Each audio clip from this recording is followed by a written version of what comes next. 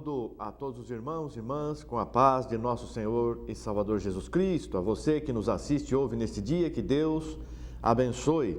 Vamos hoje examinar a palavra de Deus a respeito do nosso merecimento de salvação, merecimento das bênçãos de Deus.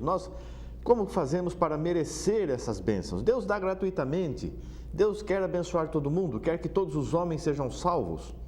Mas nós precisamos fazer alguma coisa para receber essas bênçãos, ou o Senhor nos abençoa graciosamente, sem exigir nada de nós? Nós vemos aqui no livro de Mateus, no Evangelho de Mateus, capítulo 10, do versículo 7 ao versículo 13, a palavra diz assim: E indo, pregai, dizendo, é chegado o reino dos céus. Só essa palavra aqui, nós já vemos que o Senhor está nos dizendo e mandou que fosse anunciado que havia chegado já naqueles dias do Senhor o reino dos céus. E o Senhor Jesus é o Rei dos reis, Ele é o Rei do reino dos céus, Ele que reina, Ele que governa o reino dos céus, não o reino terreno. A terra vai ser mudada, transformada, nós aguardamos novos céus e nova terra onde habita a justiça. Quem vai habitar neste novo céu e nova terra onde tem justiça? Só quem é justo. Então nós temos aqui já um direcionamento de que Deus realmente quer salvar a todos nós.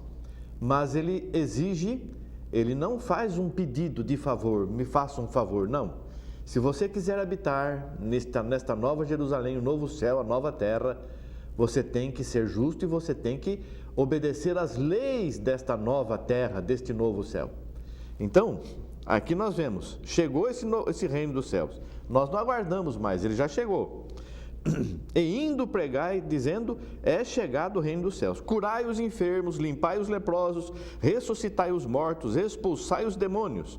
De graça recebestes, de graça dai.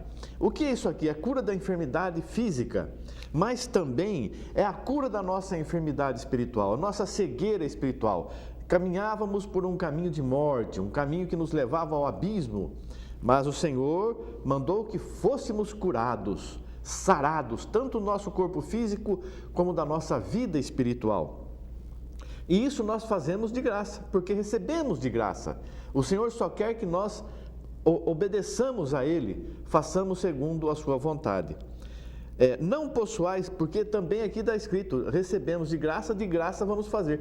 Tem muita gente aí achando que por dar dinheiro na igreja, por dar dinheiro para o pastor, por fazer ofertas, vai receber a bênção de Deus. Ninguém compra a bênção de Deus. Veja lá em Gênesis, Abel e Caim fizeram os seus votos e as suas ofertas. Caim levou do fruto da terra, ele era lavrador, levou do fruto da terra. Abel levou das primícias das ovelhas, ele cuidava das ovelhas, ele era pastor. O que Deus fez? Ele recebeu a oferta de Abel, mas não recebeu de Caim. Por quê? Porque ele não olhou para a oferta, ele olhou primeiro para o ofertante. A palavra mostra que Caim era um homem mau, de coração ruim, mas Abel era um homem pronto para atender a Deus, de coração bom, transformado. Então, antes de receber a oferta, Deus olha para quem está ofertando. Não pense você que quem dá mais oferta na igreja, ou para o pastor ou para a igreja, é que vai ser abençoado. Não, a viúva deu 2 moedinhas e o Senhor Jesus falou assim, ela deu mais do que todos, porque deu tudo que tinha e de coração, sem forçar, sem esperar recompensa alguma. Então assim devemos nós também ser dignos de receber as bênçãos de Deus, como Abel foi. Porque Caim achava que pelo muito... Não, mas Deus não está olhando isso. Deus está olhando a tua vida, o teu íntimo. Deus não precisa dessas coisas. Então, nós vamos fazer isso com amor. Não possuais ouro, nem prata, nem cobre em vossos cintos, nem alforjes para o caminho, nem 2 túnicas, nem alparcas, nem bordão, porque é digno operar do seu alimento. Isso aqui falando aos que levam o Evangelho e que vivam do Evangelho. E em qualquer cidade ou aldeia em que entrardes, procurai saber quem nela seja digno, e hospedai-vos até que vos retireis. Então, temos que ser dignos para receber os servos de Deus em nossa casa. Digno, aqui no dicionário da Bíblia, diz assim, digno, merecedor, dignidade, honra, respeito. Ser digno é ser merecedor, nós precisamos ser merecedor. Quem vai entrar na minha casa aqui? Procurai saber nessa cidade quem seja merecedor da tua visita, da tua oração, da tua presença, e ali você se hospede, até que você se retire. E quando entrardes em alguma casa, saudai-a, saudar com a paz. E se a casa for digna, se a casa, não a construção, mas as pessoas, a família que está lá dentro, for merecedora, desça sobre ela a vossa paz. Mas se não for merecedora, se não for digna, torne para vós a vossa paz. Então nós vemos aqui a dignidade, o merecimento. Senão, não adianta você querer fazer o bem para uma pessoa, se a própria pessoa não é merecedora desse bem, disso que você está procurando levar para a pessoa. É preciso que a pessoa entenda que ela precisa buscar de Deus esta salvação, esta bênção, e ser merecedor disso tudo que ela está precisando. No Evangelho de Mateus, ainda capítulo 22, versículo 8, diz assim: Então diz aos servos, as bodas na verdade estão preparadas, mas os convidados não eram dignos, não eram merecedores. Aqui o Senhor Jesus conta a parábola das bodas, que o reino do céu é semelhante a um certo rei que celebrou o casamento de seu filho e mandou convidar, os seus servos convidar as pessoas. O jantar está preparado, os meus bois encevados já mortos e tudo já pronto, vinde às bodas. Porém as pessoas não fizeram caso. Um foi para o seu campo, outro para o seu tráfico, e outros, apoderando-se dos servos, os ultrajaram e mataram. E o rei então, tendo recebido essas notícias, ficou muito encolerizado e enviou seus exércitos e destruiu aqueles homicidas e incendiou sua cidade.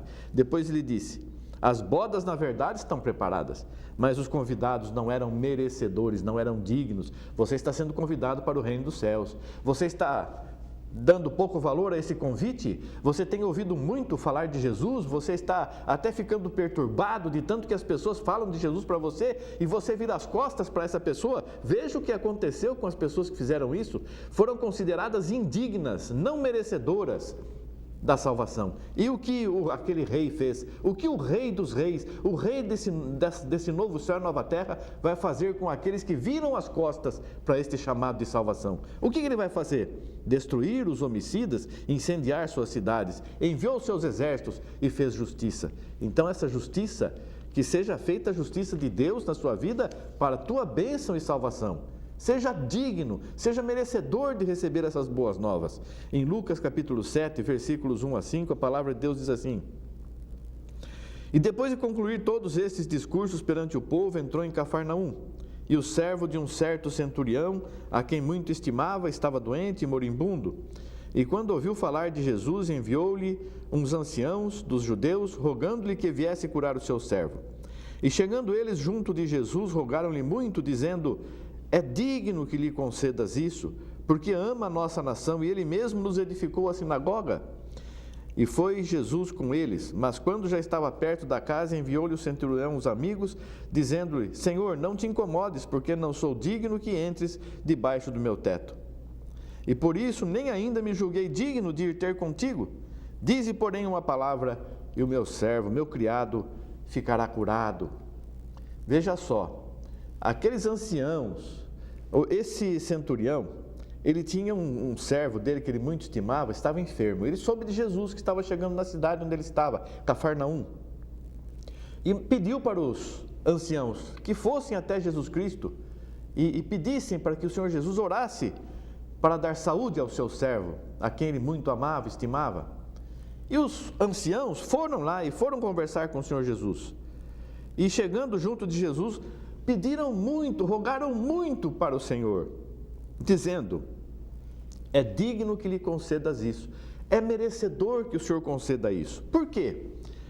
Eles tinham essa visão de merecimento, porque disseram: ama a nossa nação, e ele mesmo nos edificou a sinagoga.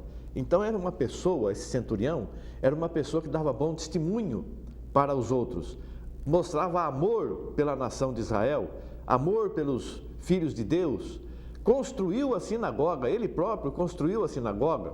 Ele não era judeu, era romano, centurião, a serviço do César, mas ele mesmo assim não se incomodou em amar a Israel, amar a nação, o povo de Deus, e até ajudar aquela nação a ter um local de reunião, um local de culto. E o Senhor Jesus foi até lá, mas o centurião enviou, falou, não, eu não sou digno, eu não sou merecedor que o Senhor entre na minha casa, porque eu sou pecador. Então, se o Senhor disser uma só palavra, o meu criado vai ficar curado. E o Senhor Jesus disse, olha, nem em Israel eu vi uma fé tão grande assim. E o criado ficou curado, ele recebeu, mesmo ele não se achando merecedor. E é assim que o servo de Deus é, a serva de Deus é assim mesmo. Nós sempre queremos melhorar, nós nunca achamos que estamos bons, prontos. Sempre achamos que eu preciso melhorar mais.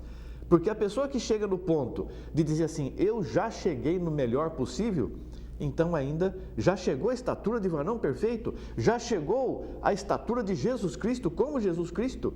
Está se comparando a Jesus, porque nosso exemplo é Jesus Cristo. Nunca vamos chegar nesse ponto.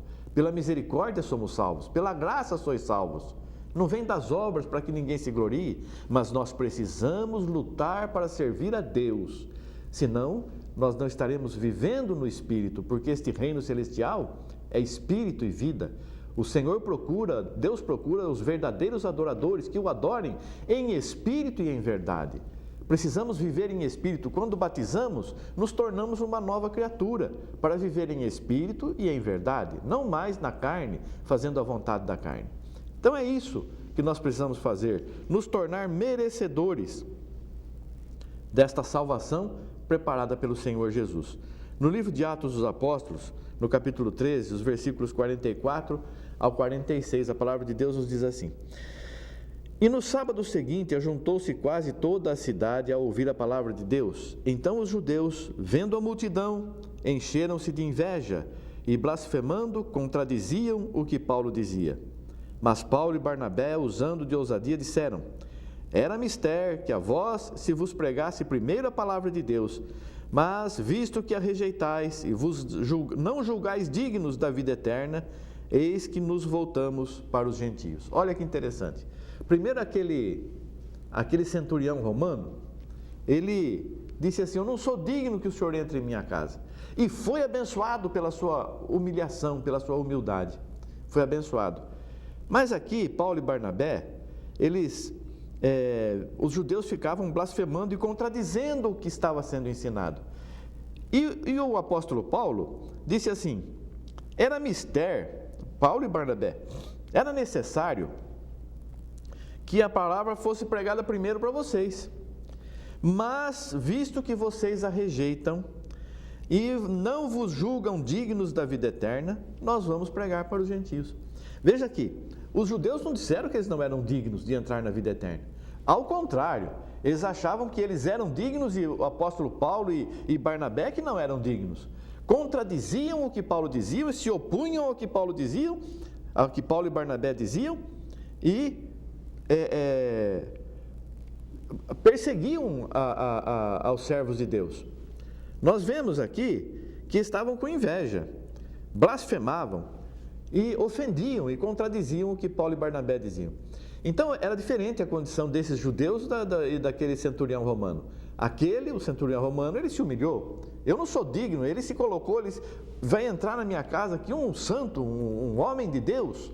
Jamais eu posso, eu sou um homem pecador, não posso que aconteça isso.